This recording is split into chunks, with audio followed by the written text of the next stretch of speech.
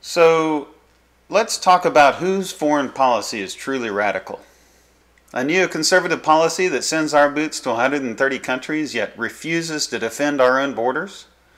A policy that bombs Muslim countries that haven't even initiated attacks against our soil? A policy that assassinates U.S. citizens and their kids without their constitutional right to a due process and trial by jury?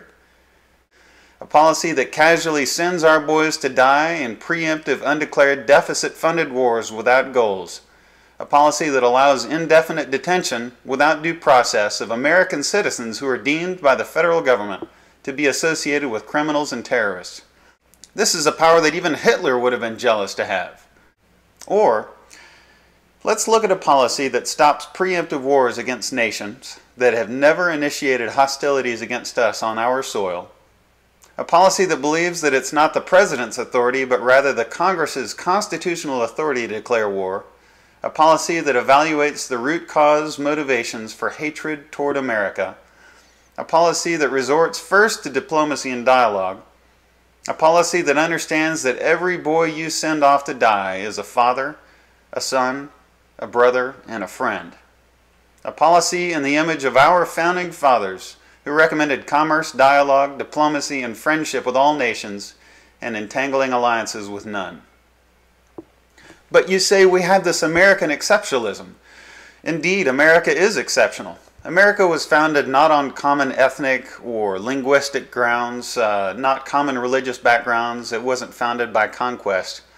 It was founded by a principle, the principle of the rule of law, and that the individual is the smallest and most sacred minority, and that we as individuals are to be freed to carve out our own destiny, prosperous or otherwise.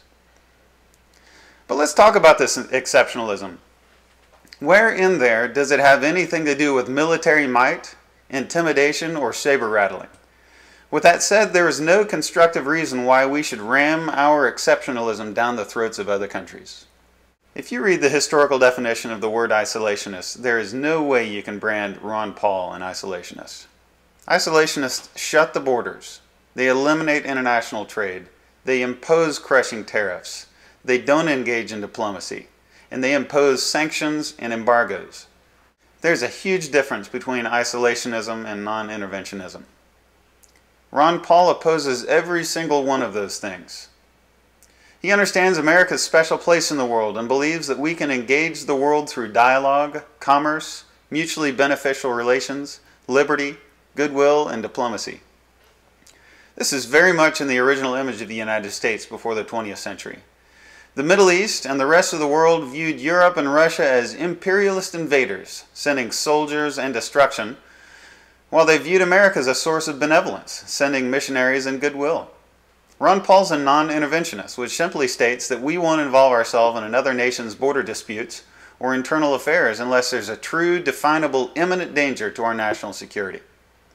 The majority of Americans agree with Ron Paul's foreign policy of closing all these bases and bringing our boys home, because whether you do it now or you wait, ultimately Ron Paul will be proven right, because it's a mathematical inevitability that our dollar will collapse and our debt will crush us, at which point we will have to close these bases out of necessity.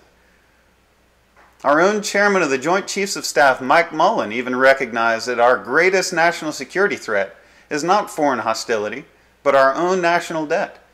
Just look at history. No empire fell because of an outside occupier. The Soviet Union, Rome, Greece, Persia, England, the list goes on and on. Their empires crumbled because of over-militarization and overspending. By the time Rome was sacked by the Visigoths, the Ostrogoths, the Vandals, and the Huns, Rome as a republic was already dead. So anyone who thinks we're exporting democracy is sorely mistaken. How can we export democracy to peoples who have lived thousands of years under the crushing boot of tyranny, who have never experienced the concept of self-rule? How is it that we borrow billions of dollars from China to give to an oppressive dictator in Pakistan so that we can bomb Pakistan and Afghanistan? How do you call this exporting democracy? So, with respect to nuclear weapons, even Ehud Barak, the Secretary of Defense in Israel, said, "I don't believe that Iran is seeking nuclear weapons simply because of Israel. They look around. They see Indians are nuclear. They see the Chinese are nuclear. They see the Pakistanis are nuclear. Israel is nuclear. not to mention the Russians, unquote.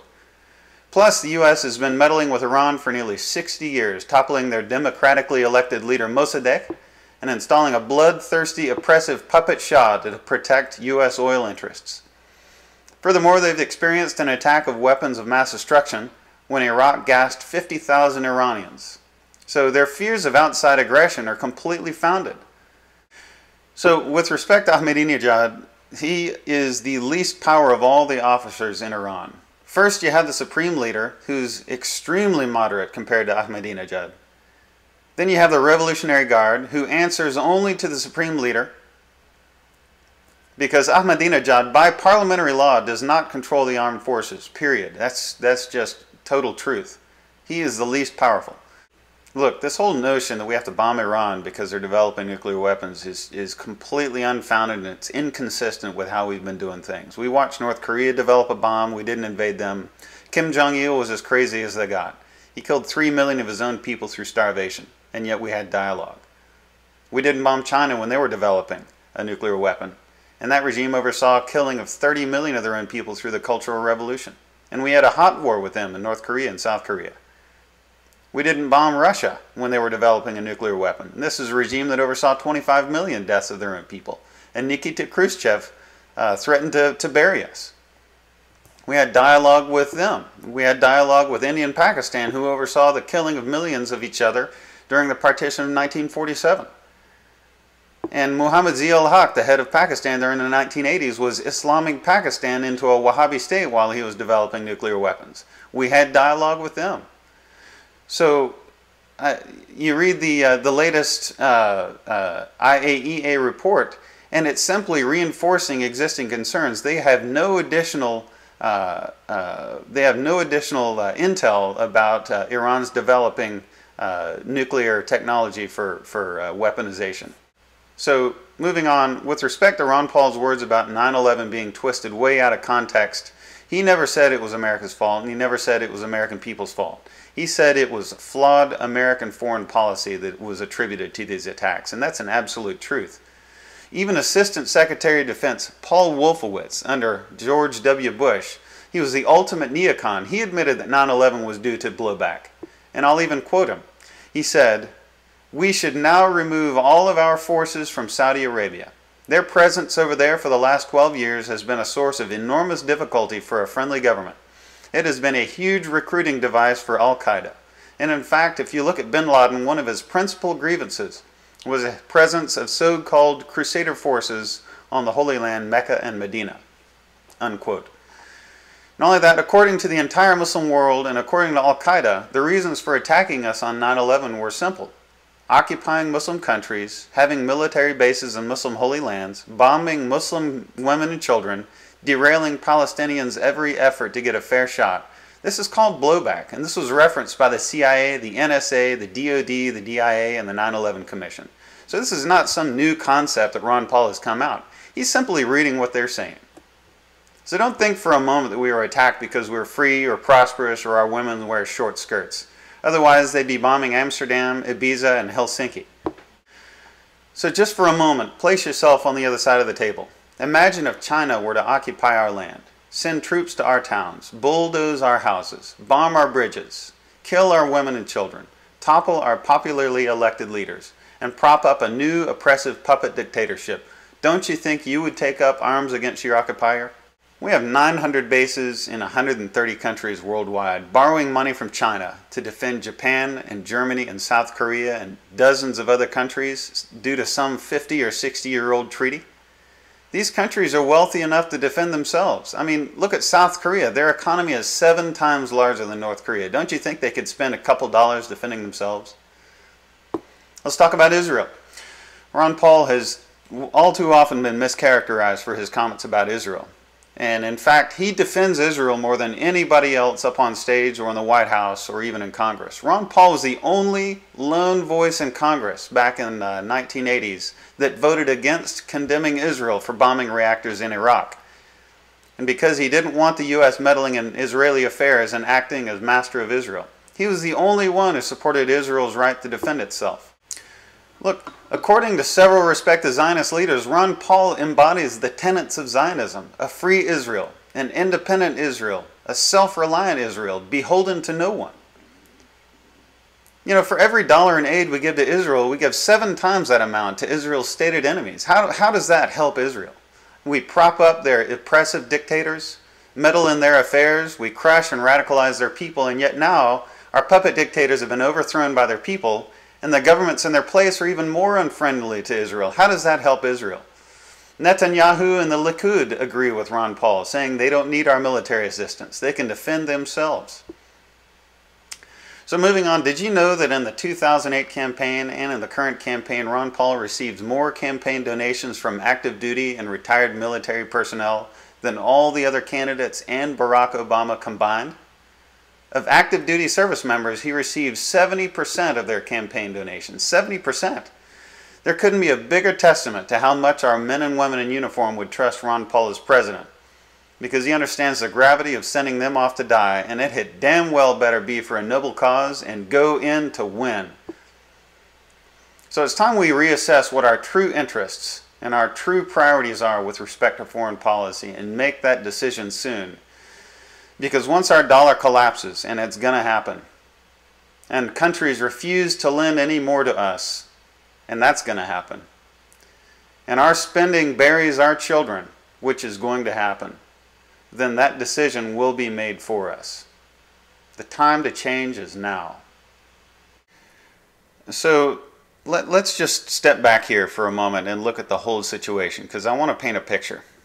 And tell me if I'm completely off base, but what we have here is a neoconservative power structure that has insisted itself in both the Democrat and Republican Party, who is spoiling for war, rattling sabers, feeding us inconsistent information about weapons of mass destruction so that we can invade a Muslim country that has never initiated hostilities against us on our soil. I mean, this feels like the same exact nightmare in 2002 and 2003, where the same exact neocon structure was spoiling for war, rattling sabers, feeding us inconsistent and false flag information about weapons of mass destruction so that we can invade and destroy a Muslim nation who has never initiated attacks on our soil. So all the lies that were there, the lies about weapons of mass destruction, there were none. All the lies about Al-Qaeda being in Iraq, there were none until we went there and attacked them and killed their women and children and created this recruitment tactic for Al-Qaeda. I mean, that couldn't have been better for Al-Qaeda than to have us go fight there. That was something that they had hoped for, is to fight on their soil so that they could destroy us and they could bankrupt us. So let me tell you something. This is not a war between Islam and Christianity. This is a war between neoconservatism and third world countries so they can extract resources and use our tax dollars to impoverish us and enrich themselves.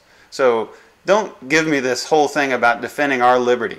This has nothing to do with it. It's everything about imperialism and using the pretext of war to destroy your 4th and 5th Amendment rights.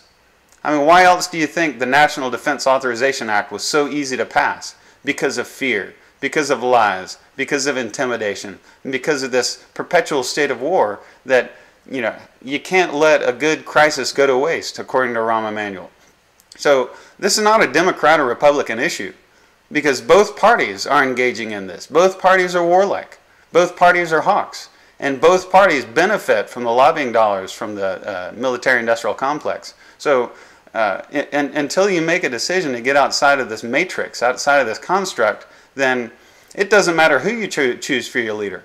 Because if both of them are beholden to these lobbying interests, and both of them see the benefits of power consolidation through spoiling for war, then it's never going to change. It's never going to change. So stop thinking about this as being a war between Christianity and Islam. Christianity and Islam lived in harmony for hundreds and hundreds of years. So this whole notion that we have to fight Islam, yeah, you may read the book. You may read the Quran, and it talks about chopping off infidels' heads. But you also read the Old Testament of the Bible, even the New Testament. And you're going to read many of the same things about oppression and forcing people to convert and the same sort of thing. So look, this is not a religious war. I mean, this is exactly what the neocons want you to have, is this belief that we're fighting this holy war, and so as a result we lay our liberties at the feet of tyranny for our own security, to protect us. When in fact, the true enemy is not Islam, my friends. The true enemy is the tyranny right inside our borders. And it's your duty as an American to protect and defend the Constitution, not just against enemies outside, but enemies domestic. And just like every empire throughout the course of history, they crumble because of enemies domestic, not because of any sort of sacking of Rome. If you're waiting for some atomic bomb, from some other nation, that's not it, my friends. Our own enemy is our leadership, and so you have to change it. Otherwise, we're going to be stuck in this spiral. And the undoing of this nation is going to be collapse of the dollar, collapse of our economy. So that's your enemy domestic right there, and you need to do whatever you can to make this change. And the first change is choosing Ron Paul. You may not agree with every single thing that he says, but if you did, then you'd be running for president. So look, choose Ron Paul, because he's the only one that recognizes that it is the collapse of our dollar that is the greatest source of our national security threat. That once the dollar collapses, our republic collapses. And in every single time of calamity and tumult and upheaval, people readily throw their freedoms at the feet of tyranny, asking for security. And that's exactly what's going to happen here. That once the dollar collapses and our republic collapses, then what springs up is going to be something that nobody is going to want, regardless of your political affiliations. You need to stop this right now, and you need to talk some sense into your leaders or get rid of them. And vote Ron Paul.